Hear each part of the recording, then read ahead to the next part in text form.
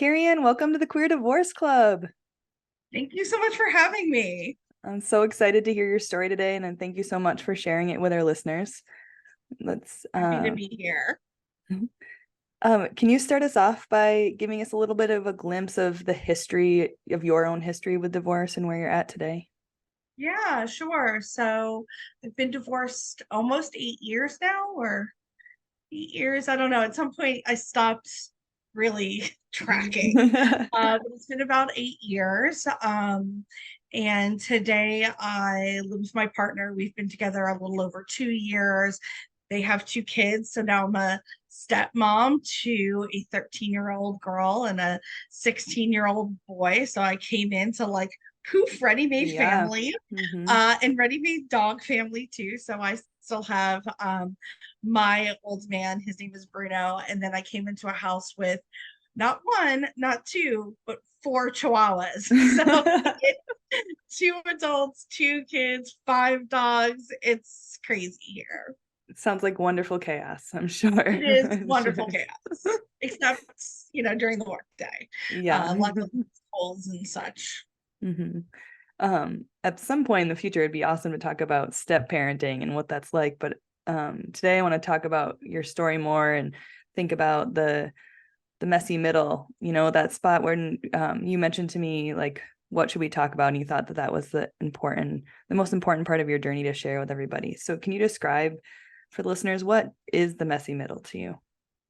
Yeah, so for me, so I got divorced in about 2015. And right at about the same time, Brene Brown had released her book, Rising Strong.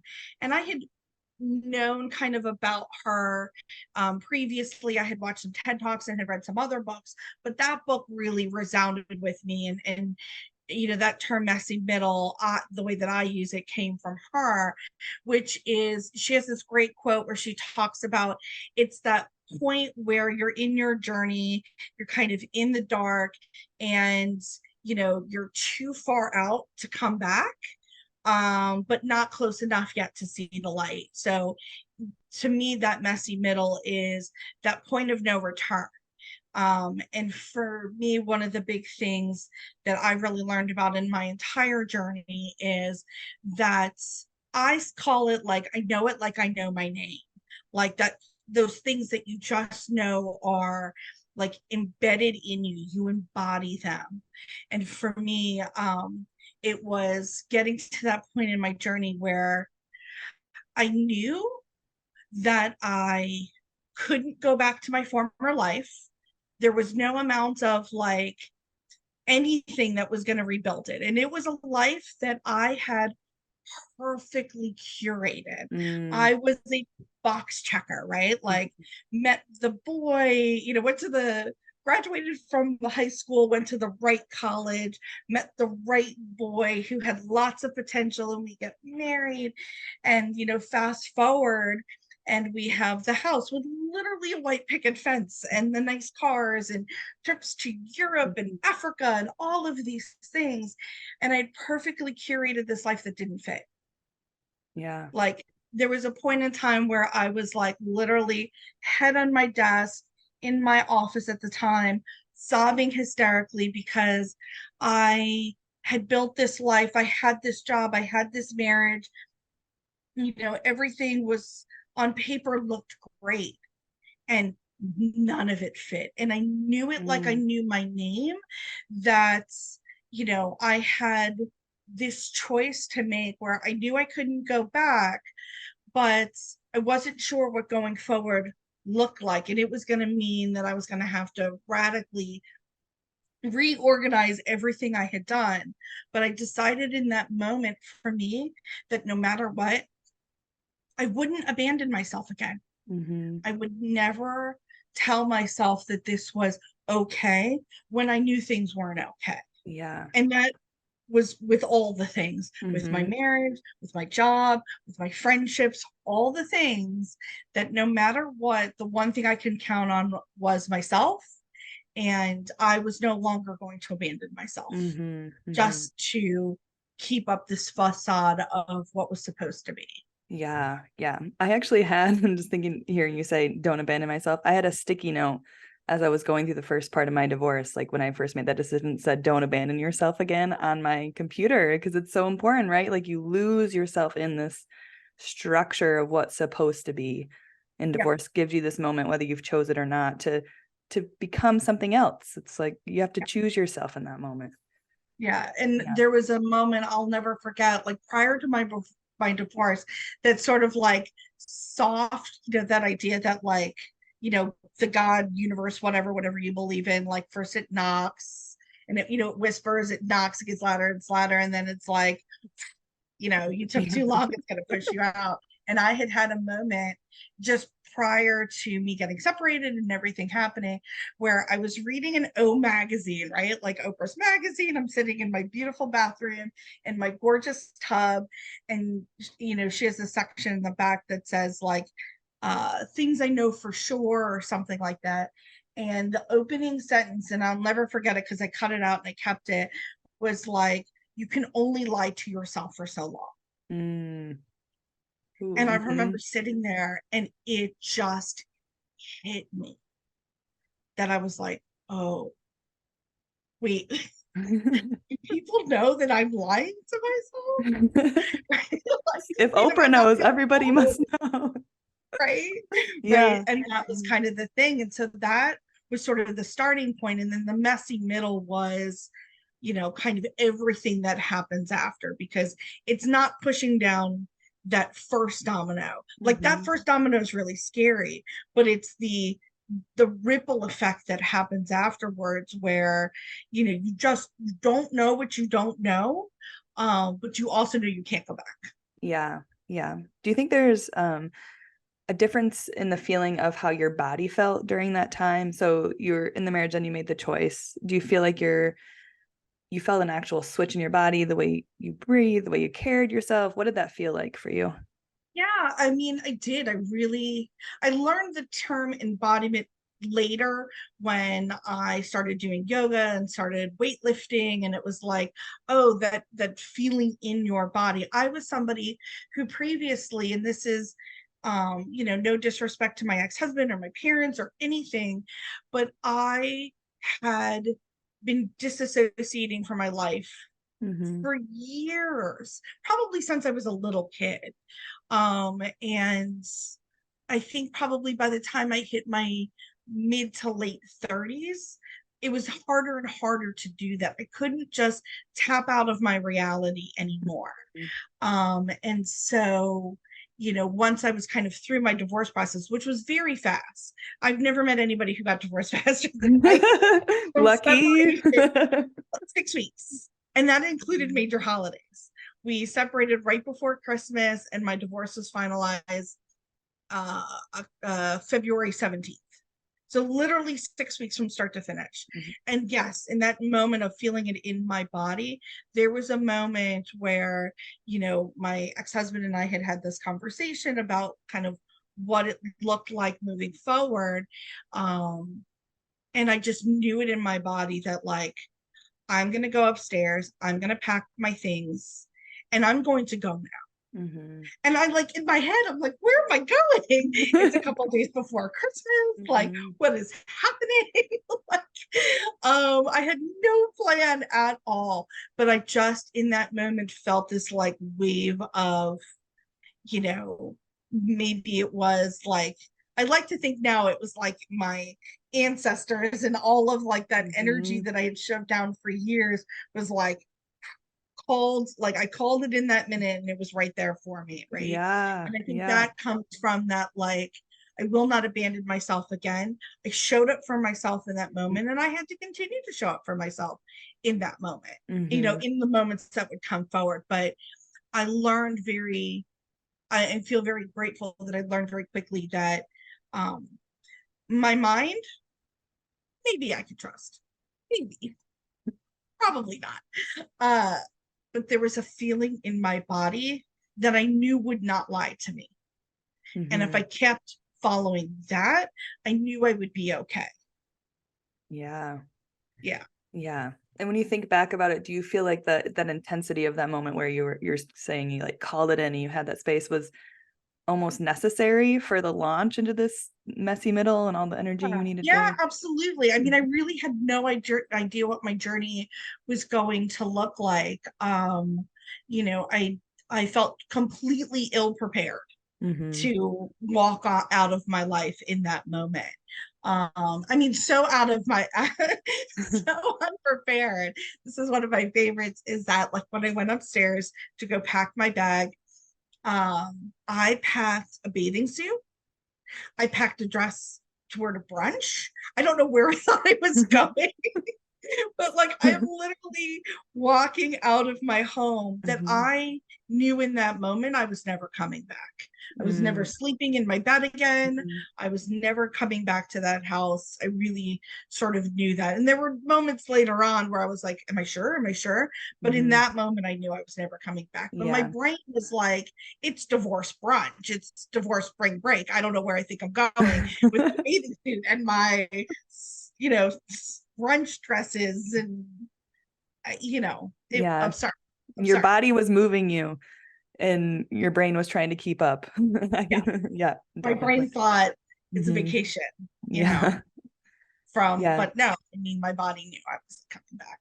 Yeah. I'm sure we're going to talk more about that, but I think that the messy middle is one of those moments where it does feel like you're not thinking right and you're having so much like emotions here and there that you do have to trust your body and going through Yeah. it. And so, yeah, let's And talk I more was about. so unaware. I mean, I didn't know anything. If somebody had told me then, like, oh, well, you need to get grounded, I would have been like, what is this woo-ha hippie stuff you're talking about? Get grounded. I am Yeah. an action-oriented person. You need to tell me what to do. Hmm. Like, this get grounded was so far out of my reach. I had no awareness. That's for somebody Um, else. Yeah. Yes. Yeah, Yeah. yeah, yeah, yeah. So in that moment, yes. And later Mhm. on, that idea that I needed to get grounded was Mhm. essential to my healing and my moving forward. But in that time, no concept of it at all. Yeah. Yeah. What were some of the biggest hurdles, those moments that really were sticky through that messy middle portion for you? Yeah, I think some of the biggest things for me were, like I said, I'm an action oriented person. I'm a big believer in like getting stuff done. I am a lead, follow, or get out of my way kind of person. So that idea that I couldn't rush through this was, so hard. Hmm. That idea that you can't easy button your way out of it. You can't Oh. like there's no Mhm. there's no getting around it. Healing takes as long as it takes. Um, Learning how to, what I call, sit in the suck, where it's like that moment where for me it felt like my skin was like two sizes too small. Like it's like, oh, Mhm. in my body because of lots of things, whatever the emotions were. And I couldn't bypass them. And I really tried. Tried. Um, so that was probably one of the hardest hurdles, is there is no bypassing that healing. And what I have learned now that I know for sure is that if you don't do your healing work, because you meet somebody new or you find a new job or whatever, right? Like if you try and replace or fill that void where the healing needs to happen with something else, the healing, it doesn't go away. It just sits and waits Mhm. for you, Yeah. right? So it sits and waits for you, and it might look like it's a slightly different form, but if you don't address that open wound, it's going to wait for you, and it'll Yeah. follow you everywhere you go. You cannot outrun yourself. Oof. So that was something that was a really big Hmm. hurdle for me to learn, and something I have to continue to remind myself. So that Yeah. was kind of a hard challenge. But there were some like other hurdles that I think ended up being more fun, which was, I had been essentially attached to a man since birth. I was like 38, 37, 38 years old, and I had gone from my dad to a high school boyfriend that I had been with for a number of years to meeting my then ex-husband, and we had been together 18 years. So I had no adult idea of what I liked, what I didn't like. Mm-hmm. Um, I would say to myself, like, oh, I don't like that. And then I'd have to stop myself and think, like, wait, do I not like that? Or did the person I was with not like that? And so I just Mm-hmm. sort of, kind of co-opted their stuff, their likes and their dislikes, which I don't want to diminish. It happens in relationships, Yeah, right? yeah. But because I had no adult foundation, I didn't know. So I gave myself permission to like get curious about, like, every time I said I liked something or didn't like something, I gave myself permission to go like, wait, do I? Do I not? Can I test Mm-hmm. this theory? Um, so like things that I found out about myself were like, I don't hate all country music. There's some I like. I Mm-hmm. would go to my friends and be like, make me playlists, tell me who you like, and let me listen to Mm-hmm. those artists. Or let me try different types of food that I thought I didn't like before. And I allowed myself to change my mind. I gave myself permission to say, I know I used to say I like X, Y, and Z, but I actually don't anymore. And that's okay. Mm-hmm. Yeah, yeah, And anytime I would get pushback, right? Because you don't live in a vacuum, you're living in a world, right? Like you're still in your environment. That when I would get pushback, um, about like, oh, well, you used to love that. Yeah, it's just not my thing anymore. And like having to learn how to be okay with that too. yeah. Do you think That that it got other easy? people, Did it get easier over time as people were pushing for yourself to like trust that you liked something or trust that the new thing was actually you and not some training? Did it get yeah, easier? it did. It does get easier over Mhm. time. And I give myself permission to change back at any point, Yeah. right? Oh, Like, that's good. Hmm. um, that idea that it's like, I'm not doing this right now. Like, yeah, I'm not really doing that right now. I don't really, that's not really my thing right now. And something about that right now, and this comes from Melissa Urban. I learned this from her, who's the founder of Whole30, but she does a lot of other stuff. She's a writer, and that something about that not right now gives other people kind of space to go, oh, okay, and not feel like you're challenging their beliefs now, Mm, and that sort of thing. So um I had a lot of fun in that process of figuring myself out, and I really did kind of make it a game. But I had to put some stuff aside. I started drinking way too much for a while. And I had been in previous relationships with people who had alcoholism. So I was familiar with that. And I had my own kind of moment where I realized, after I'd been drinking way too much, I was hanging out with friends and it was so much fun and blah, blah, blah. And then I went from like laughing hysterically to sobbing uncontrollably on the street, making mm, an absolute fool of myself. And I was with a couple of friends. They drove me home. I sobbed the whole way home, that kind of like uncontrollable mm, sob. mm-hmm. And I woke up the next morning and kind of said to myself, if I don't stop this now, this is where my alcoholism begins. Yeah. That And numbing is, yeah. yeah, I had to like clear that up too, right? So I Mm-hmm. wish I could say it was like, oh, it was just divorce, right? But there's Yeah. all this stuff that lives underneath it that had to be addressed, which quite frankly probably led to the divorce in the first place. Like, you never know. Right. But I will say that we didn't start off on a strong foundation. Right. Right.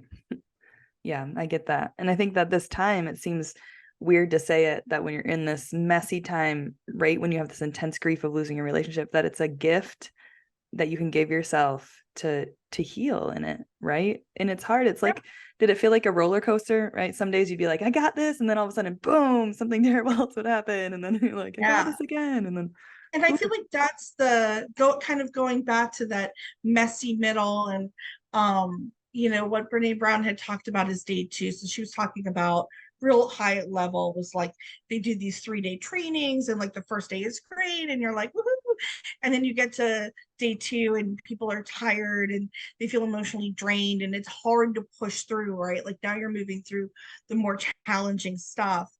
And for me, that really resonated with me. And it was something that kind of stuck with me. And it's the hero's journey. So, this came out of a conversation she had had at Pixar. And if you've ever watched any Disney movie, they always follow the same narrative arc, right? Mm-hmm. It's the hero goes out, he has to make a pivotal choice. And then it's like all the drama that comes around, based on that, like fork in the road, I'm going to go left, I'm going to go Mm-hmm. right. And so I think that analogy helps me. But there were plenty of times where, oh, the loneliness felt awful. It felt depressive. Yeah. I did all of COVID, you know, living in a small 1-bedroom apartment by myself, working remotely. And that was really hard. Like there were points where it just, I just felt so alone. I felt Mm-hmm. really confused. I didn't feel like I had anybody that I could talk to, right? Because not only did I get divorced, but then you have this, right? Like this is queer divorce club, right? Yeah. Like Yeah. there's that whole navigation of sexuality that I was like, Mm-hmm. oh, that I didn't have language for before I got married. I was Now looking back, I was always bisexual. I think I always had that, but I'm in my mid 40s now, so there was no language for it. There was no representation. I was in college when Ellen came out, right? Like, and she was like the first like queer woman that you really saw as any kind of representation. So for me, now I'm having to deal with that too. Mm-hmm. um, and what that meant, and not feeling like there was any kind of place I could have those conversations. Yeah. Yeah. And I think that the reality is you're dealing with the grief of disconnection. If you're already were out as queer before, you're dealing with the grief of like losing a queer relationship. If if you get divorced, you're coming out. Some people are. No matter what, you're redefining yourself in this moment. And that is a lot of work. One of the questions I get a lot in our Facebook group, actually a couple times just last week, is like, how long is this gonna last? How long is this messy middle Lasts as gonna long as it last? lasts. Yeah, how long? It absolutely lasts as long as it lasts.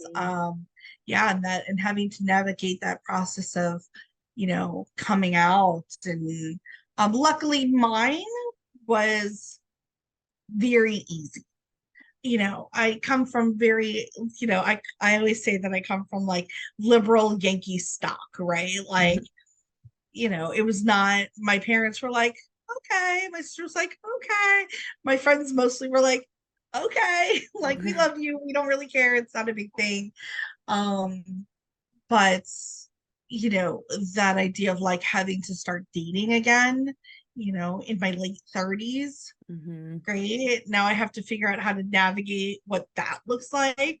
Yeah. Um, so yeah, there was a lot of learning curves, and there were definitely moments where, you know, I think honesty and transparency is really important. Is that there were moments that I mourned my own life, that Mm-hmm. I thought, oh my God, what did I do?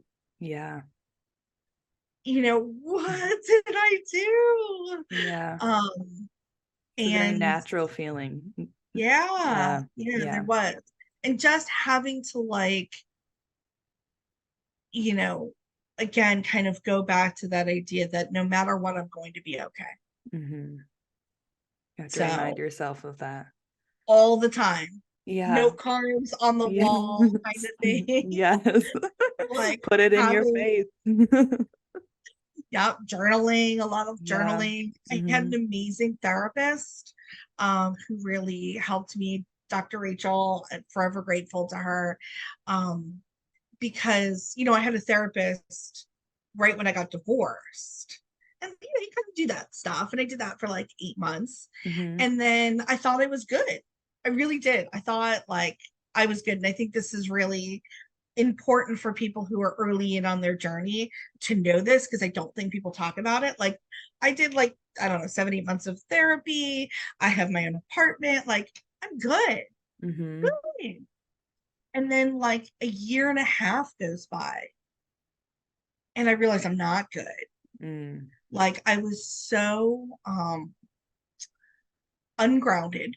Mm-hmm. I was, this was in my time of like drinking too much, and like I thought I was having a lot of fun. And I'm not going to say that I wasn't having a lot of Sure. fun, right? That Yeah. feels disingenuous. Yeah. Um, but what I didn't realize was there was this huge vacuum of validation that had left, once I got divorced, once I was no longer attached to this other person I had been attached to for 18 years. And man, I was trying to fill that any way I could. So I became a yoga teacher, a spin instructor. I was teaching like spin classes at 5 Uh-huh. a.m., going to work a full day, going in and Yeah. taking an hour power yoga class afterwards. And Mm-hmm. so I'm like looking great. And people are like, oh my gosh, you're doing so well, and blah, blah. And then I had this moment of like, yeah, waking up and after, having way too much to drink and thinking like, am I good? I'm not good. Yeah. And having to start I had to move to my mom's Mm-hmm. for a year just to like level set. Um, and I found a new therapist. And what I found out later on that I didn't know was, because I asked him, like, I did this therapy, like, what? I thought I was good. And I was talking to a good friend of mine whose sister was a therapist, and she had gone through similar things to what I had gone through. And she was like, oh no, that first rounds, that was you getting through that immediate crisis Mm. of, your life changing and getting divorced and all of that kind of stuff.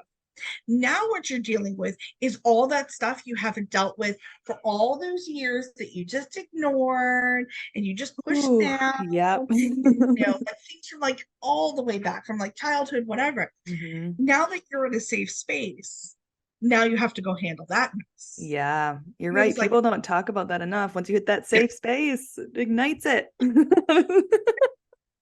like Oh. what? I thought I was done. I thought I was done.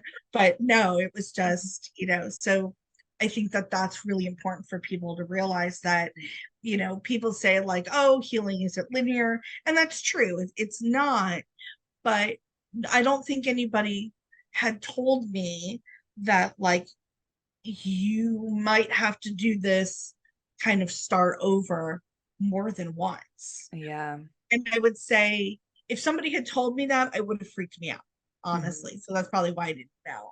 But now, like having come through it, Mhm. I realized how valuable that was. That first mess was really valuable to clean that up, but that second mess and giving myself time to really focus on it. And I did. I didn't date for a couple of years. I really focused on myself, because one thing I kind of realized that thing I know for sure, I know it like I know my own name, is that if I didn't clean up my stuff, I was dragging that into my next relationship. Mhm.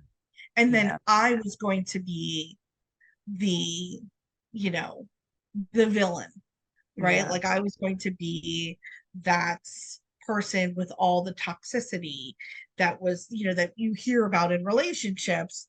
That was going to be me until I learned how to clean up my own stuff. So Yeah.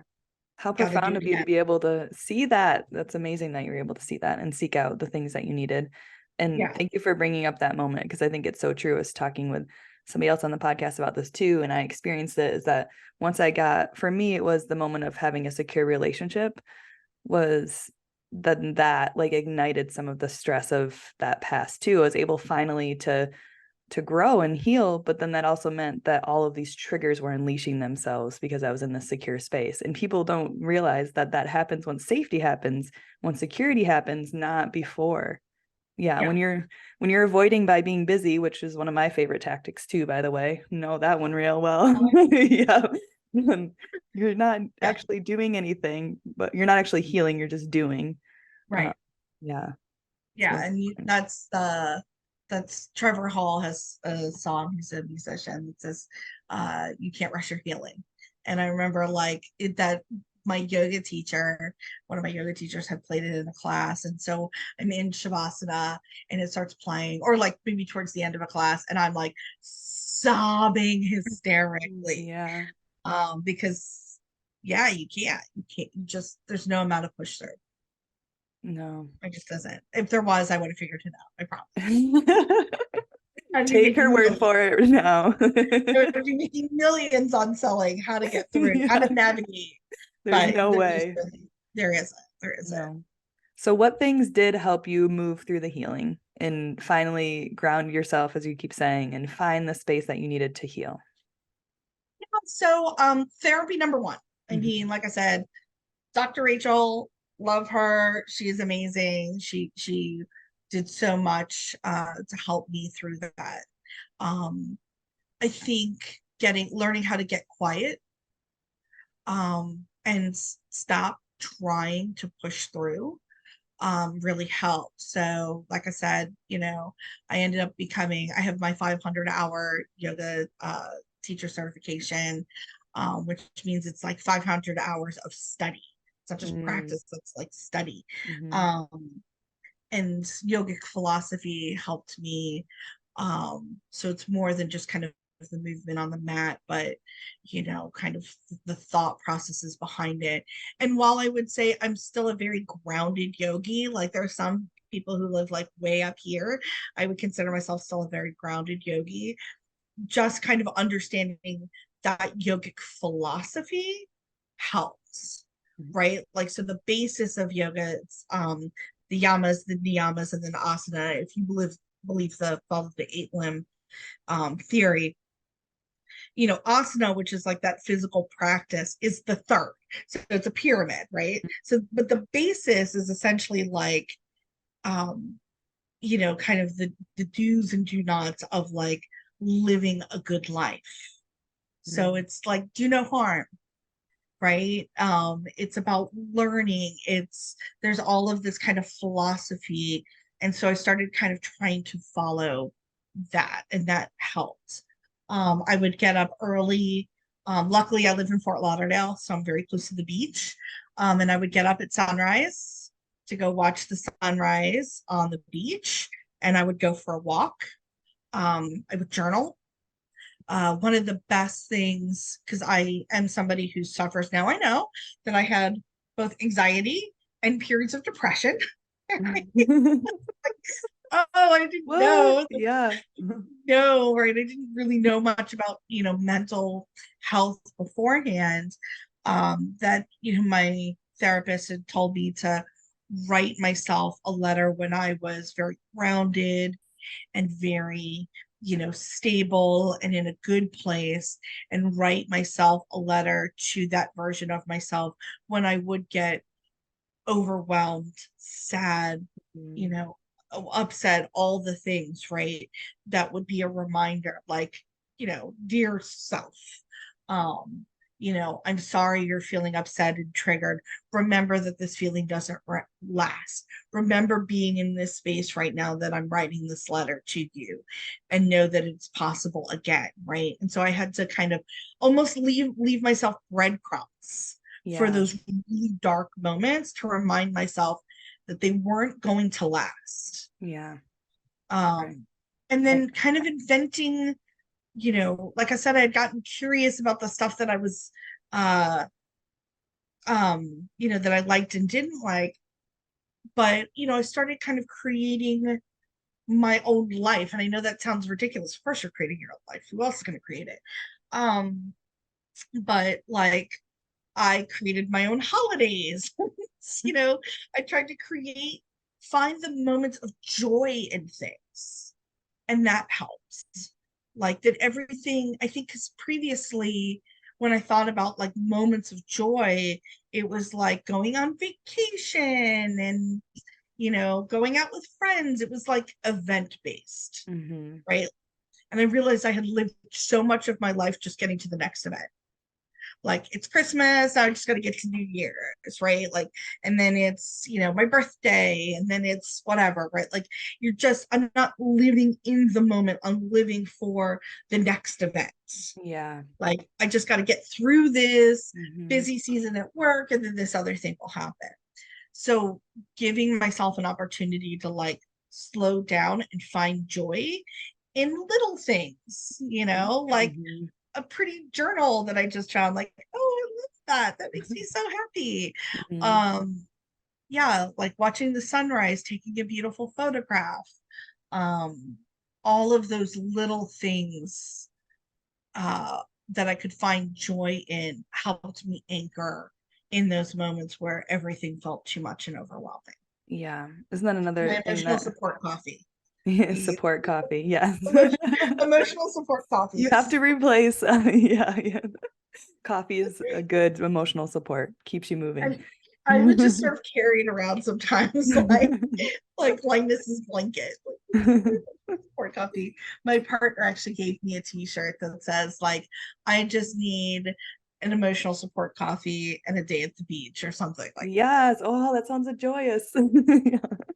I was And gonna that's say, right. Like, mhm, cost no money, doesn't really. It's yeah. $5 Mhm, coffee, whatever. But those finding those moments of choice were hugely helpful. And then mhm, writing it down, like, and being able to remind myself that like a mhm, freshly lit fall candle, because I'm obsessed with fall and pumpkins and all that stuff, like that can give mhm. me a moment of joy. Yeah. Yeah. I was gonna say, I think thinking to that joy space is that's something that I had the hardest time with is embracing joy, and I still sometimes do. And that's something Brene Brown also talks about is like the hardest human emotion to embrace is joy. And it just, after hearing her say that and thinking through this process too, and the process I went through in my messy middle, it's like it's true. It's true that now even like some of the crisis brain of like embrace the joy you have now. It's okay. It's okay. That's keep Yeah. reminding myself. Well, and that's the whole thing about embracing joy, right? Is because that flip side of joy, if you allow yourself to embrace joy, that means you have to accept space for sadness. And Mm-hmm. I was someone, so, kind of going back to that yogic philosophy, heart chakra, very like closed off, very, kind of clenched in. And there's a lot of work that you can kind of do to help open that heart space. But even if you don't believe in any energy work, you can understand that idea of a barrier to, wanting to get hurt again. Yeah. But that is that flip side, right? Is that if you are willing to accept those, but you can't accept the joy without leaving space for potential sadness, You have to right? do It both. doesn't work Hmm. any other way. Hmm. So you have Yeah. to be willing to like let your guard down enough.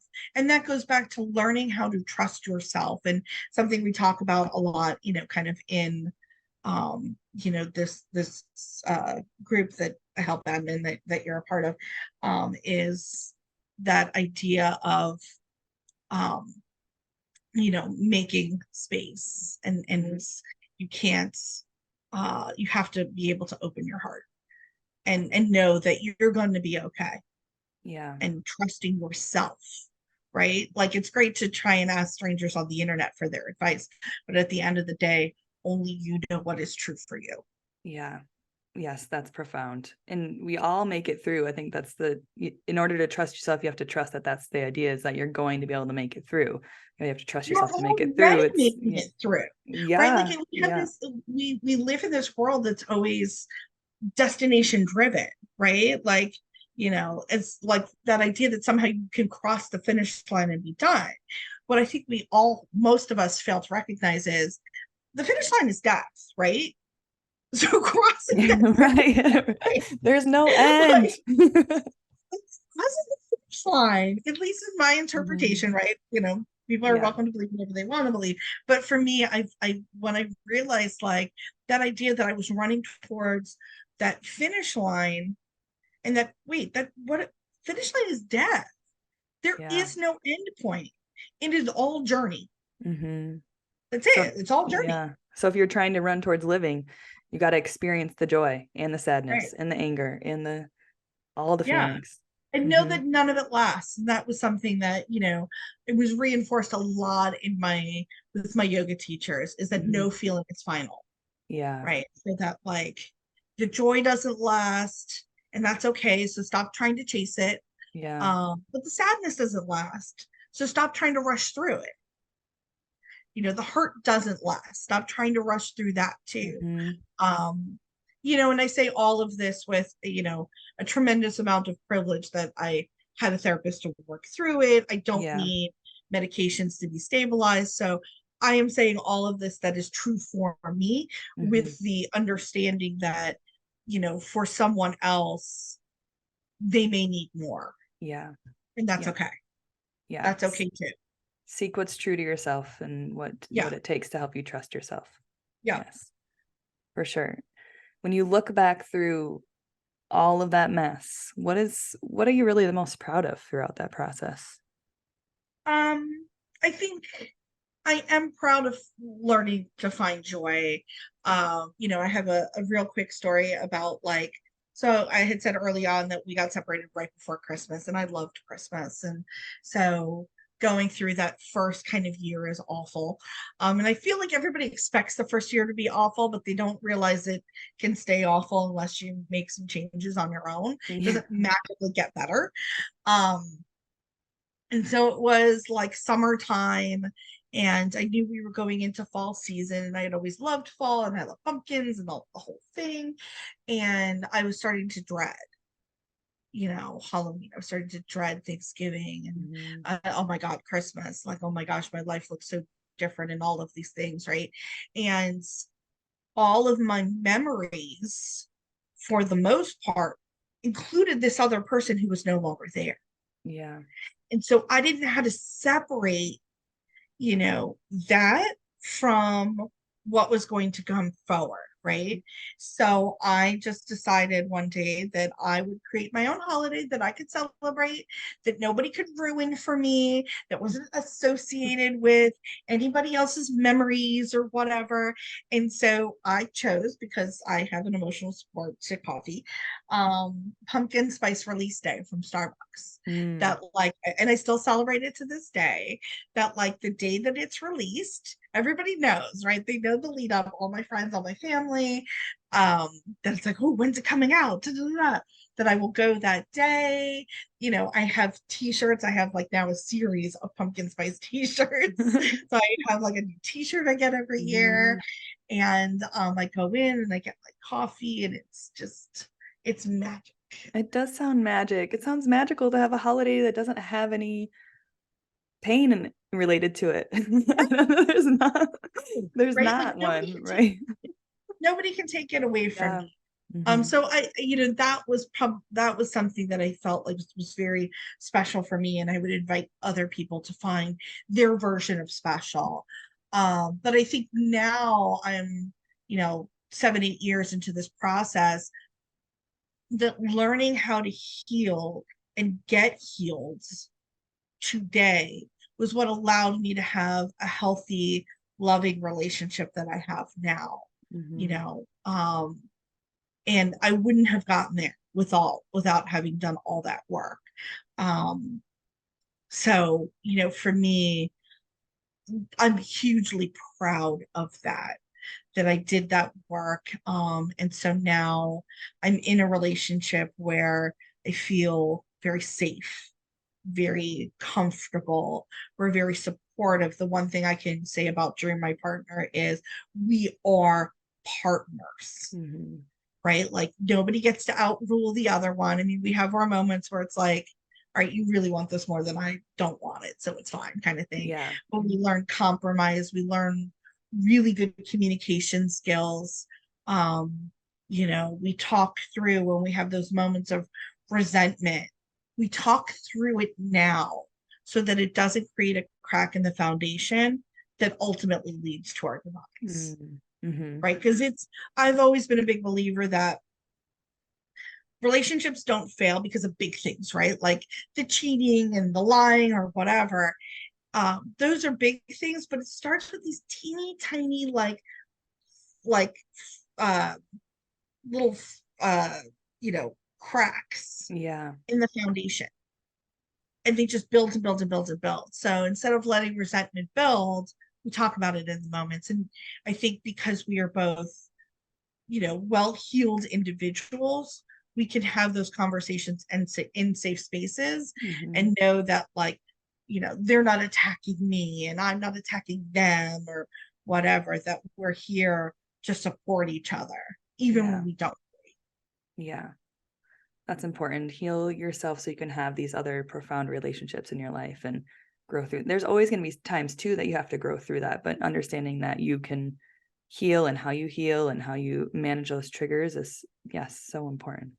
Yeah, and So, learning so that, like, important. yeah, they have triggers, I have triggers, like, we Mm-hmm. try and manage them. And that idea that, like, uh one thing I had learned in therapy, you know, that I remember my therapist saying to me, what if healing doesn't look like the trigger goes away?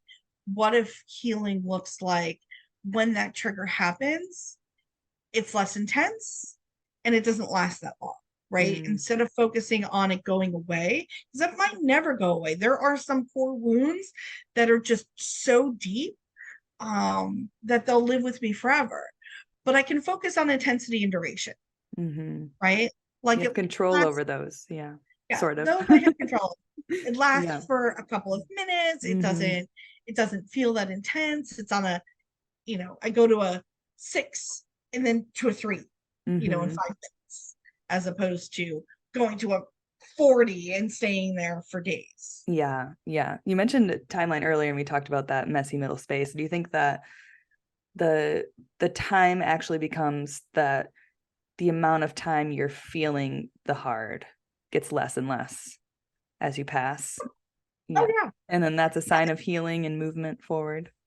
I mean, I honestly, I don't, if it wasn't for kind of spending time, helping others navigate through their path, right?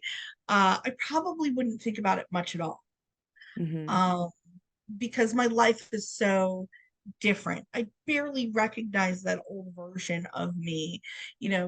Luckily, my ex and I don't share children or anything, so we were able to disconnect in a very sort of clean way that I think ultimately was probably healthiest for the both of us. So, like, I don't see him. I mean, I kind of know where he is. If I needed to track him down, I could, but Mm-hmm. we're not in anywhere near each other's lives. We both operate independently. I actually never came out to him. We never had a conversation about it because that wasn't what my divorce was about anyway. Um, I think I learned through the process that I couldn't not come out, right? Like, Yeah. Mhm. I couldn't go back to that hetero life anyway. I wasn't feeling it anymore.